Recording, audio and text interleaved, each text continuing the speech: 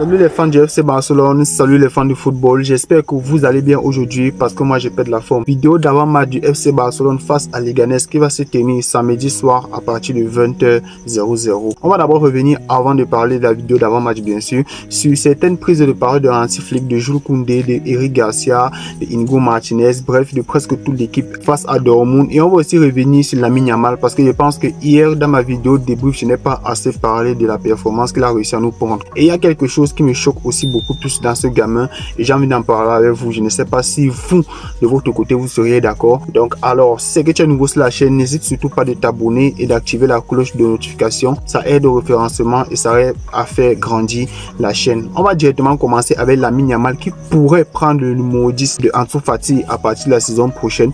Moi personnellement je ne suis pas d'accord. Pourquoi? Parce que j'attends qu'il émerge encore un peu plus à partir de ses 20, 21, 22 ans. Oui, pourquoi pas, mais actuellement pour moi il est encore trop jeune pour endosser ce rôle. C'est vrai qu'il arrive déjà à très bien gérer la pression, mais je pense que c'est encore très tôt pour ce dernier. Mais si on veut seulement parler du côté marketing et ce que ça va rapporter derrière, moi je pense que c'est aussi une très bonne idée. Pourquoi? Parce que aujourd'hui le nom de Lamine Yamal ce n'est pas n'importe quel nom. Aujourd'hui il est considéré comme un crack générationnel et peut-être un futur ballon d'or dans les prochaines années. Donc ça serait du gâchis de laisser le numéro 10 à Ansu Fati. Ce n'est pas pour le dénigrer, mais aujourd'hui Lamine Yamal c'est lui qui est dans la lumière et je pense que si c'est qu'il réussit à prendre le numéro 10, par derrière ça va faire beaucoup de ventes de maillots, ça va faire beaucoup de partenariats et beaucoup d'entrées d'argent. Cela peut soulager aussi le FC Barcelone sur le plan financier, qui s'est quand même tiré un peu d'affaire au jour d'aujourd'hui par rapport à ce qui s'est passé en 2021 avec le départ de Messi, le départ de Bartomeu. Les finances du club étaient dans le rouge et aujourd'hui Laporta a réussi à un peu redresser le FC Barcelone. Nous ne sommes pas encore guéris parce que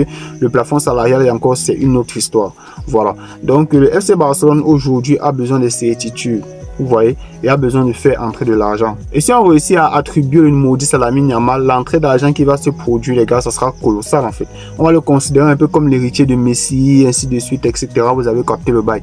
Mais sinon, après ça, on va parler un peu de sa prestation. Et ce qui me choque un peu plus sur Lamine Yamal, c'est quoi? Sa capacité à prendre les décisions dans un match de football. Sa capacité à se gérer. Certes, il enchaîne des matchs, on n'a pas refusé, mais par rapport peut-être au match de bêtises où on ressentit un peu de la fatigue chez lui. Face au Borussia Dortmund, c'est juste parce qu'il voulait qu'on fasse jouer Ansu Fati qu'il est sorti. Mais sinon, pour moi, c'est un joueur déjà qui a compris le football. Il a finalement compris c'est quoi la gestion. C'est un peu comme dans une course de résistance. Tu vas pas maintenir le même rythme du début jusqu'à la fin. Au début, tu vas doucement, doucement. C'est à la fin que tu accélères. Ce n'est pas que tu commences à accélérer au début et à la fin, tu commences à trottiner parce que tu es fatigué. Donc, cette gestion-là, je pense que Lamine Yamal la maîtrise à la perfection. Et pour son âge, vraiment, c'est extraordinaire, les gars. Et pour moi, Lamine Yamal n'a même pas encore fini d'évoluer. Sa qualité de passe, elle est déjà excellente. C'est vrai qu'elle est encore un peu molle, mais ça va se travailler au fil du temps. Il n'a pas encore fini sa croissance, rappelez-vous, c'est ça le pire. Mais aussi sa capacité à effacer le joueur de façon brutale. Parce que pour moi, dans ses prises de décision, certes, il est rapide, mais si en face, il y a un bon défenseur bien gainé, je pense qu'il va avoir un peu de difficultés.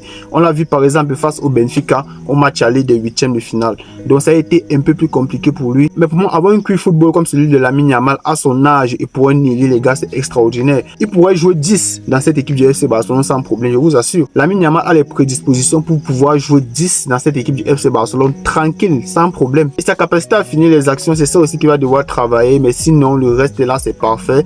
La taille, il va encore beaucoup prendre en taille et en masse musculaire. Et cela ne va que bonifier son physique et bonifier son jeu. Voilà, donc je voulais un peu faire une petite parenthèse sur Lamine Yamal parce que les gars, il me bluffe de jour en jour. Je pense que toute la planète football est choquée de son niveau, pourvu que le bon Dieu le préserve des blessures. Parce que nous tous ici, on se rappelle de Ansu Fati, les blessures à répétition et tout, il s'est un peu perdu. Aujourd'hui, il essaye de retrouver son meilleur niveau. Voilà, j'ai pas envie que cela arrive à Lamine Yamal. On va tous prier pour lui. On va évoluer directement avec Inigo Martinez aussi, qui est un défenseur très sous-coté selon les médias B-Football. Et moi, je suis totalement d'accord avec lui. Il faut mettre du respect sur Inigo Martinez.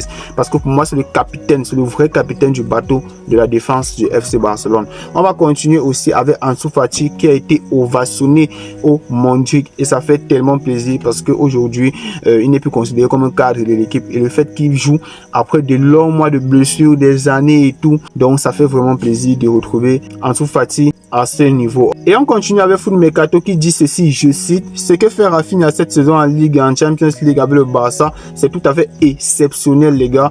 11 matchs, 12 buts, 7 passes décisives et il est en route pour le ballon d'or et je suis totalement d'accord avec lui les gars, les stats parlent pour lui. Si on veut combiner les deux, ça fait 19 buts et passes. Donc les gars, c'est énorme ce qu'il a encore de réaliser cette saison. Rafinha, s'il continue sur cette lancée, pourquoi pas? Pourquoi pas? On va continuer aussi avec la stat qui est tombée selon laquelle le Barça n'a quasiment perdu aucun match depuis le début d'année parce que ça fait 23 matchs sans défaite en 2025, 19 victoires, 4 matchs nuls en toute compétition confondue les gars. Je crois que c'est la seule équipe en Europe qui n'a pas encore perdu de match. On roule quasiment sur tout le monde parce que quand la machine flic est enclenchée, personne ne peut l'arrêter. Et on va continuer aussi avec les notes des joueurs selon le média Match Memory. On va commencer avec Chesney qui a reçu la note de 7 sur 10. La charnière centrale Inigo Martinez, Pau Cubarsí 8 et 7 respectivement. Jules Koundé, moi je l'aurais mis 8 au lieu de 7. Baldé, moi je le mets 7. Tranquille, c'est bon. Frenkie de Jong a été un peu plus important que Pedri sur ce match. Il a reçu une note de 8. Pedri qui a une note de 7. Firmine, moi je l'aurais donné 8 parce qu'en deuxième mi-temps, vraiment, c'était un élément déclencheur du massacre face au Borussia Dortmund. Donc moi j'aurais mis la note de 8 à Firmine Lopez. Rafinha qui a aussi obtenu une note de 8. Lamine Yamal, j'aurais mis la note de 9 parce que c'est un élément très important dans ce système du FC Barcelone. Et en attaque, Lewandowski, vu qu'il a mis un doublé, il a été très important aussi. Sa note de 9 est tout à fait justifiée. On va continuer aussi avec Lewandowski juste après le match qui dit ceci. Il faudra jouer de la même façon ou même mieux à Dortmund, même si on a gagné 4-0 à l'aller et je suis totalement d'accord avec lui. Nous allons continuer avec Rafinha qui dit ceci. J'adore jouer avec des joueurs de haut niveau.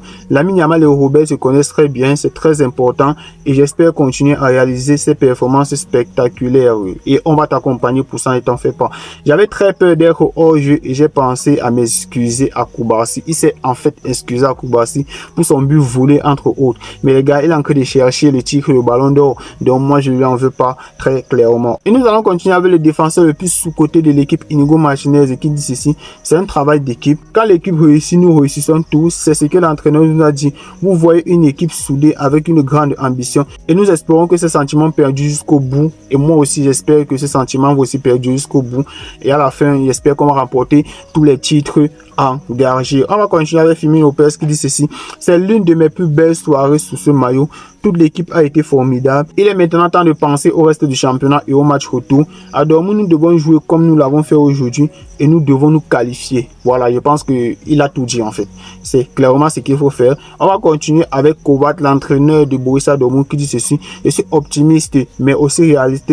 C'est un score important. Nos chances sont minces, très minces même. Je ne te le fais pas dire.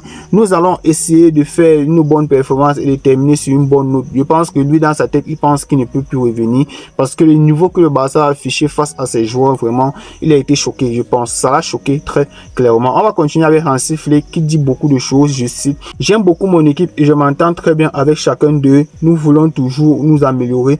Nous analyserons le match d'aujourd'hui en fonction de l'avenir et je suis totalement d'accord avec lui. Il faut toujours garder des archives. Il continue. Lamine a eu beaucoup de temps de jeu ces derniers matchs et il était important qu'il se repose. Il a d'abord dit qu'il voulait continuer, puis il a demandé à être remplacé. Antou serait entré de toute façon, même sans Lamine. Mais moi, je pense que tu es en train de mentir là. Parce que pour moi, Lamine Yamal a voulu clairement sortir parce que il a vu son ami sur le banc en fait. Et vu que ce sont des potes et Lamine Yamal, il a un grand cœur, il a voulu faire croquer Ansu Fati et moi, je lui en veux pas pour ça. Il dit aussi ceci, je cite, j'ai souvent parlé avec Ansu, je lui ai dit ce que j'attendais de lui et j'ai vu qu'il faisait ce que je lui demandais. Je ne promets jamais des minutes à personne. Aujourd'hui, je voulais le confirmer qu'il montrera ce qu'il mérite à l'entraînement et ça se voit directement parce que Ansu Fati à l'entraînement, il est toujours dans l'équipe gagnante. Vraiment, je sais pas ce qu'il mange, mais les gars, il est beaucoup trop chaud à l'entraînement. Et dans son équipe, il y avait des revenants de blessures, Christensen, Ter Stegen. Donc, Ansu Fati, j'espère que tu as encore de comprendre ce que Hansi Flick est en train d'essayer de te faire passer comme message. Tu dois prendre et saisir l'opportunité afin de pouvoir obtenir au moins une rotation dans l'équipe. Jouer des petits bouts de match, ça serait déjà pas mal. On continue avec Hansi Flick qui dit ceci. Non, nous ne sommes pas encore en demi-finale et je suis d'accord avec toi. Il faut toujours rester humble. On ne sait jamais ce qui va se passer. Le football est un sport de fou. À Dortmund, il faudra jouer comme aujourd'hui et je suis tout à fait d'accord avec lui. Il ne faut jamais simplifier l'adversaire. mais jamais même si tu es supérieur. Et on continue avec Jules Koundé qui est content comme d'ailleurs toute l'équipe. On a fait du bon jeu, on a marqué, on espère revenir afin de mieux se préparer pour le match retour. On continue avec les informations du jour. Selon Mundo Deportivo, Olmo a fait une part de l'entraînement. Il est de retour de blessure, mais je pense pas qu'il va jouer face à Leganés. Il va devoir être préservé pour pouvoir être à 100% au match retour face à Dortmund. En tout cas, ce sont les idées et c'est le plan de Hansi Flick. On continue aussi avec les informations qui font beaucoup plaisir parce que c'est officiel. La justice a rejeté l'appel de la Liga dans l'affaire de Dani Olmo parce que Javier Tebas n'a pas voulu s'avouer vaincu. Il a persisté en fait. La justice a donné raison au FC Barcelone sur l'inscription de Dani Olmo et Pau Victor. Mais Tebas dit que non. Il n'est pas d'accord avec ça. Il a voulu porter plainte au FC Barcelone, mais ça a été rejeté. C'est bien fait pour toi, bien fait. On continue aussi avec une information selon laquelle Jonathan Tah, qui est en fin de contrat du côté du Bayer Leverkusen, souhaite venir au FC Barcelone parce que le Barça c'est le club de Dieu, c'est le club où les gens veulent jouer, c'est le club de rêve de plusieurs footballeurs. Mais il y a un problème qui se pose. Pourquoi? Parce que bien que Flick aime beaucoup le profil, ceci a été sorti par le média du FC Barcelone. Le Barça a informé Pidi Zagravi que le club n'était pas actuellement en mesure de finaliser la signature de Jonathan Tah, le fair play financier du club qui est dans le rouge, qui n'est pas très bon et qui doit encore chuter. Donc dans le mercato, on doit absolument vendre des joueurs. Malgré la grande admiration de Hansi Flick pour lui, comme je l'avais déjà dit, le joueur est très enthousiaste à l'idée de rejoindre le FC Barcelone, mais souhaite décider de son avenir dans un mois ou plus. Et je suis tout à fait d'accord avec lui. Quand il quitte un club libre, ce n'est pas facile pour trouver un nouveau club rapidement. Donc c'est pour ça qu'il a envie d'avoir une certitude qui va pouvoir être inscrit au FC Barcelone.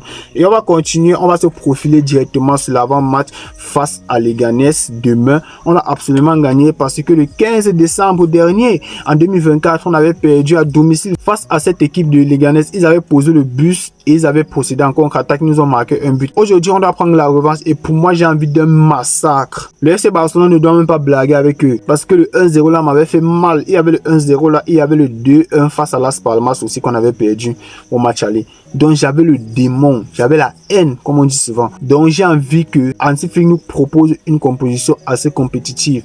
Bien que moi personnellement je mettrai au repos Lamine Yamal. Il peut entrer faire 10 minutes au maximum. Je mets Rafinha sur son côté. En bas je mets qui? En bas je mets Ferran Torres et en pointe je mets Robert Lewandowski. En numéro 10, je mets Gavi. En numéro 8 et en numéro 6, en double pivot, si je peux dire, je mets Frenkie de Jong et Eric Garcia. Je laisse Pedri au repos. En défense, je mets Pau Kubasi et Ronald Araujo. Je laisse au repos Inigo Martinez. Sur les latéraux, je mets Jules Koundé au repos. Je mets Hector Ford. Et en bas, je mets Baldé. Pour moi, Baldé peut quasiment enchaîner parce qu'il s'était déjà reposé sur le match face à, je ne sais plus trop, je vais me retrouver. Voilà, donc ça, un peu, c'est mon 11 de départ. Comment je suggérerais à fait pour pouvoir aller atomiser les Leganés chez eux. Parce que là, il ne faut même pas blaguer avec eux. Et nous, les blessés chez nous, les retours de blessures, autant pour moi, il y a Ter Stegen qui est de retour de blessure, Dani Olmo aussi, mais je pense qu'il va jouer. Marc Casado qui a encore un mois de repos. Sergi Dominguez, j'étais un peu au courant qu'il était blessé, je viens de voir ça. Et Marc Bernal, donc c'est tous les blessés et les convalescents en fait. Parce que Christensen, il est revenu et je pense que si on lui donne même 10 à 15 minutes, il peut s'exprimer en fait. Christensen, il peut apporter quelque chose. Voilà, donc ça un peu c'est mon 11 de départ. Je ne sais pas si vous êtes d'accord avec moi. Et si le match est à plier, on fait sortir Lewandowski, on place Ferran Torres en pointe et on met un ailier, on met Ansu Fati en bas pour qu'il gratte un peu 10 ou 15 minutes. Donc ça c'est un peu mon 11 de départ aujourd'hui. On se retrouve à la prochaine pour une nouvelle vidéo. Ciao.